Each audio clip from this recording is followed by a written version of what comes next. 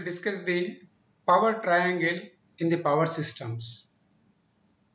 It can also be used in the electrical circuits, networks. In general, it is very useful in electrical engineering.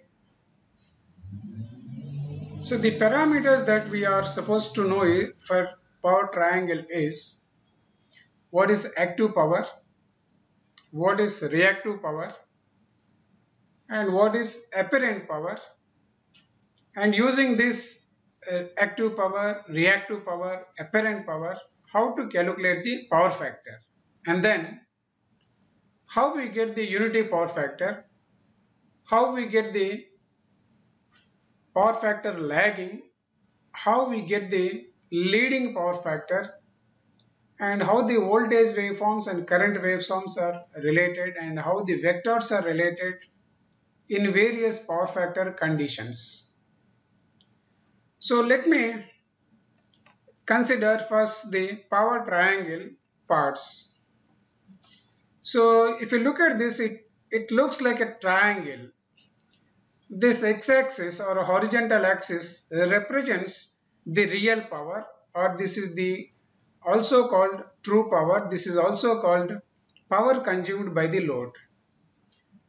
And there is a vertical component or perpendicular component to the active power like this. This is called the reactive power component. The units for the reactive power is nothing but volt ampere reactive, or simply we say VAR or VARS. And true power is mentioned in terms of kilowatts or watts. So if you look at this reactive power, it is leading the active power by 90 degrees. And the resultant of the active power and the reactive power represents what is called the apparent power. The apparent power units are volt amperes or kilovolt amperes. And there is an angle that exists between the active power and the apparent power like this. This is called the power factor angle. So if we calculate cos of this angle, then we get the power factor of that circuit. So using this formula, this triangle, we can write some of the equations like this. Because it exists for AC circuit, we can write cos phi is equal to real power divided by apparent power. Real power means represented by P. So we write here P. Apparent power means this. We write as S. The symbol for the apparent power we call as S. Similarly, we can also write sin phi formula, that is sin phi is equal to opposite side. Opposite side means that is nothing but a reactive power, which we represent with Q, divided by apparent power, which we represent with S, like this. So once we know these equations, then we can write what is real power equation and what is reactive power equation. So real power equation P is given by V into I into cos phi, or S into cos phi, where S represents V into I. So next, reactive power Q is nothing but S into sin phi, whereas S is nothing but apparent power, and that apparent power we represent with V into I. So we write reactive power Q is equal to VI sin phi. And for apparent power, symbol is S and we write V into I.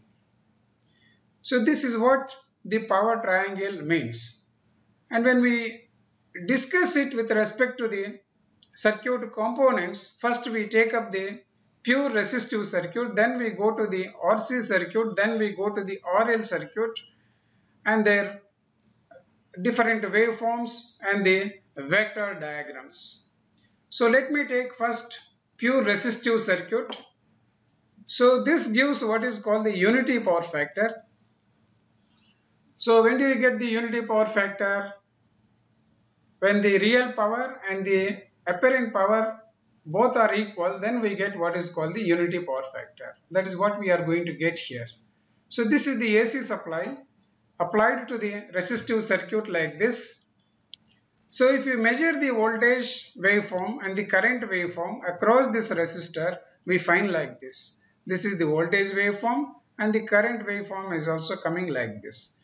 And if you look at this, current waveform and voltage waveforms are starting at the same time, ending at the same time. Means they are in phase. So the phase angle between this voltage phasor and the current phasor is 0. Means phi is 0. So then cos phi becomes cos 0. So cos 0 is nothing but 1. So that is why pure resistive circuit we call as unity power factor circuit. So when you draw the vector diagram, we can write like this. So voltage vector and current vector are in phase with each other. This is the voltage vector and this is the current vector which are in phase. So the difference between the vectors and the phasors are different. Is only thing is like this. The phasors magnitude changes with respect to time, but the phase angle remains the same. But whereas vector diagram will have a definite magnitude and definite direction like this. So because the power factor is unity, so we say power, true power, Vi cos phi. Cos phi here is, because phi is 0, so that becomes V into I. So because V into I is nothing but the apparent power, so we write that is equal to S. So P is equal to S is equal to V into I. So in a power triangle diagram, so you don't find the reactive component for the pure resistive circuit. So we find only real power, and which is equal to the apparent power, means both are in phase. Next. So RL circuit. So this circuit is also called a lagging power factor circuit. So let us assume there is a resistor connected in series with the inductance like this, and that whole RL series circuit is connected across the AC supply like this. So whose magnitude is Vm sin omega t. So if you look at this properly, so a current flows through this circuit, that is called I. So once the current flows through the circuit, there exists a voltage drop across the resistor that we call as VR. Similarly, there exists a voltage drop across the inductor, that is VL, and there is a current flowing in that current is I, because both the elements are in series. Then the resultant of VR and VL is nothing but the applied voltage V. So when we draw the vector diagram for this, so because it is a series circuit, current is common, we take current as a reference like this. And the voltage across the resistor is in phase with the current. So we draw the voltage vector VR in phase with the I like this. Here is a inductor voltage, that is VL. In a inductor, pure inductor, voltage leads the current by 90 degrees like this. This is the current flowing through the inductor, whereas the voltage across the inductor is VL. So the angle between this current and this voltage is 90 degrees. Because both the elements exist, R and L exist, so you cannot find the voltage across the current and the is not 90 degrees, it is less than 90 degrees because the presence of the resistance. So to get the resultant voltage first, so we have to take the resultant of VR and VL so that we get the resultant voltage V like this.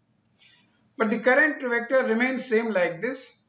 So now the voltage is leading the current by some angle called phi, which is less than 90 degrees.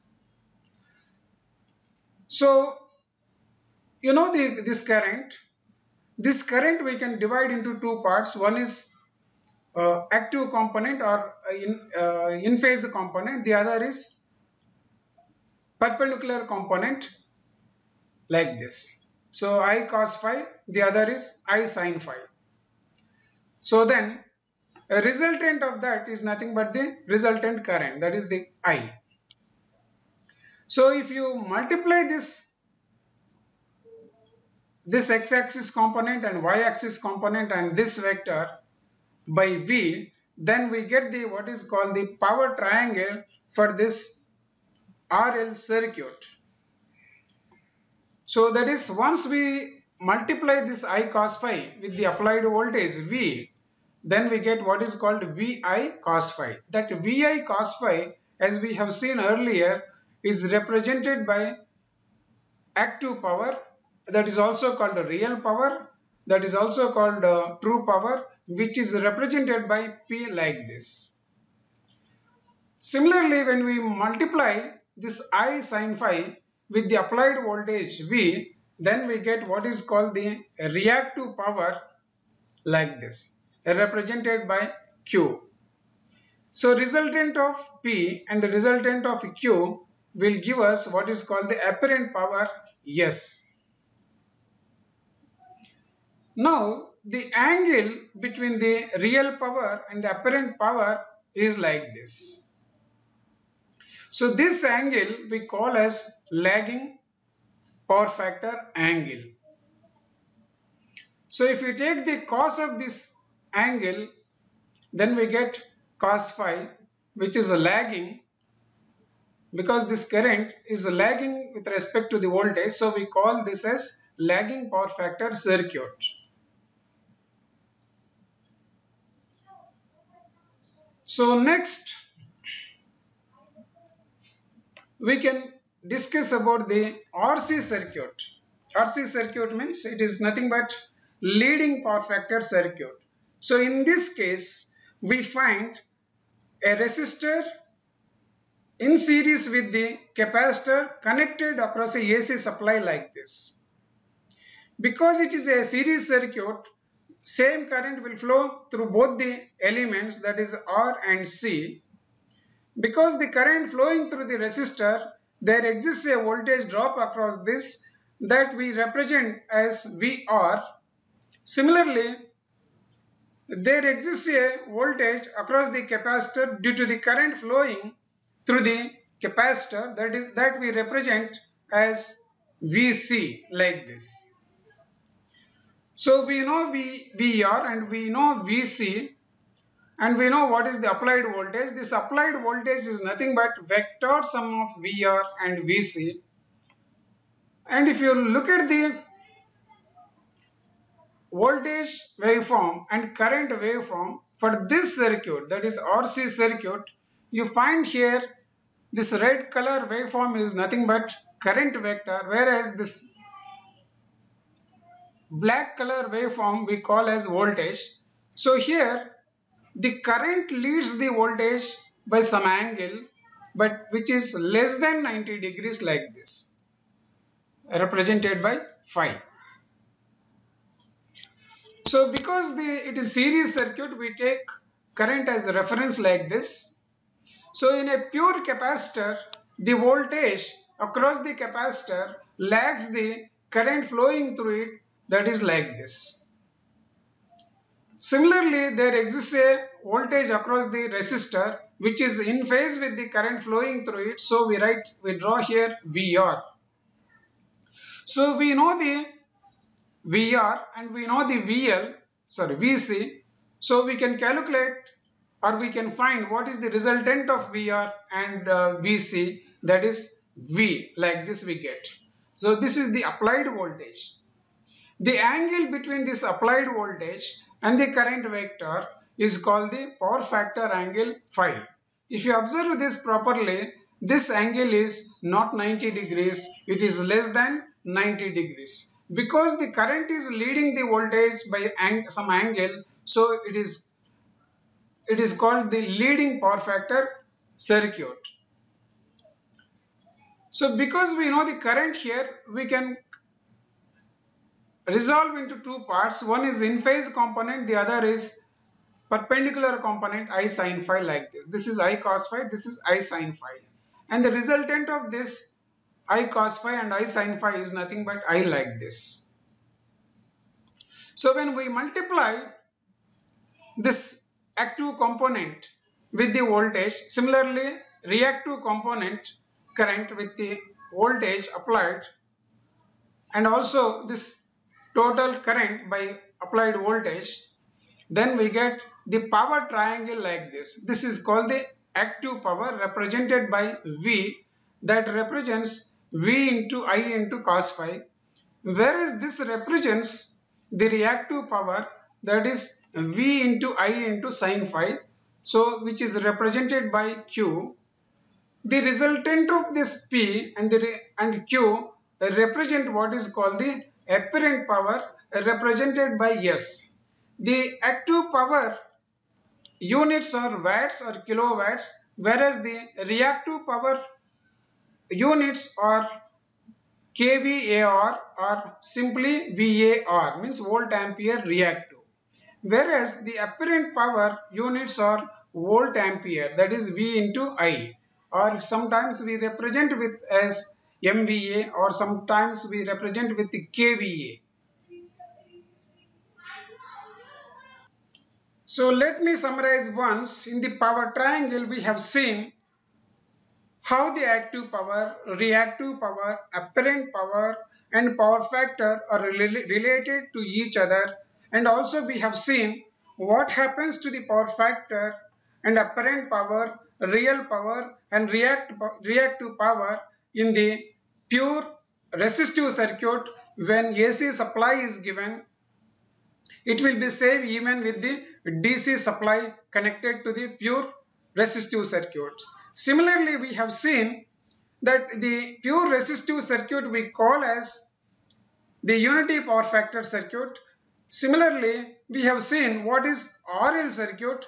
So that RL circuit we call as lagging power factor circuit, and how we get the why we call that lagging power factor for that circuit also we discussed. Similarly, we have seen what is RC circuit and how the active power, reactive power and the apparent power are related to each other, and we have seen why we call that as power factor is leading in the RC circuit.